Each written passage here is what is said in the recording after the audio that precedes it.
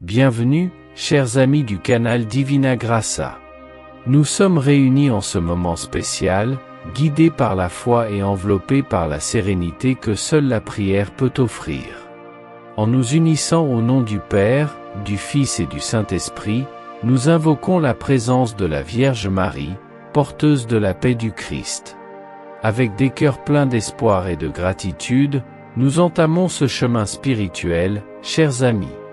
Ce canal Divina Graça est un espace sacré où nous partageons foi, amour et humilité.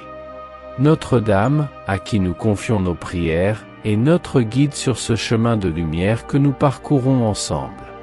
Je vous invite à cliquer sur le premier commentaire, où vous trouverez les liens des prières spéciales, où vous recevrez votre miracle et prospérité.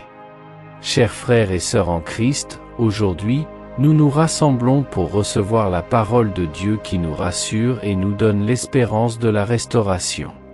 Dans un monde où tout semble s'effondrer, où nos rêves, nos forces, nos relations ont été brisées ou perdues, il est essentiel de se rappeler que notre Seigneur est un Dieu de restauration.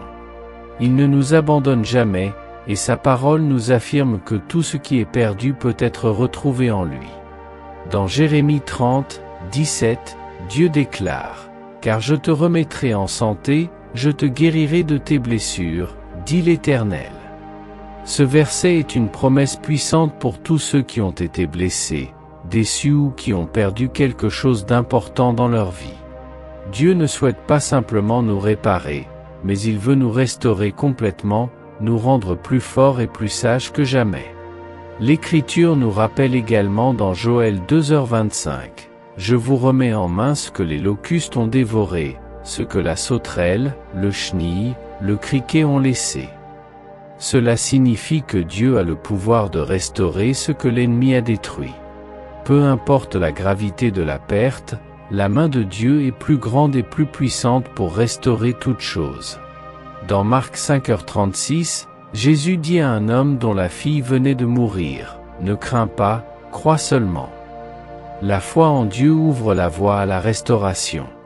Lorsque nous croyons en la parole de Dieu, nous activons la puissance divine qui peut transformer notre désespoir en espoir, notre ruine en renaissance. Il est important de se rappeler que la restauration de Dieu ne se limite pas à la récupération matérielle. Elle concerne aussi la restauration de notre paix intérieure, de nos relations brisées, et de notre relation avec lui.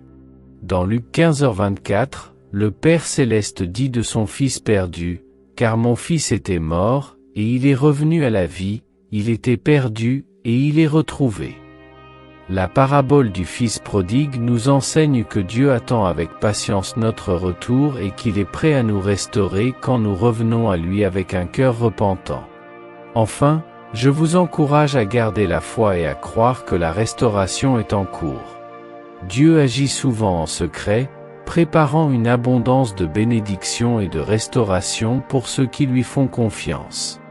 Romains 8h28 nous rassure. Nous savons du reste que toute chose concourt au bien de ceux qui aiment Dieu, de ceux qui sont appelés selon son dessein. Même ce qui semble perdu ou brisé, Dieu peut le transformer en quelque chose de merveilleux. En conclusion, n'oublions jamais que notre Dieu est un Dieu de restauration. Il ne nous abandonne pas dans nos moments difficiles, mais il promet de remettre en ordre nos vies, nos cœurs et notre avenir. Que cette parole vous donne courage et confiance, car le Seigneur a déclaré, « Je vais restaurer ce qui a été perdu. » Soyez patients, persévérez dans la foi, et attendez-vous à voir la gloire de Dieu se manifester dans votre vie. Que la paix de Christ vous accompagne toujours.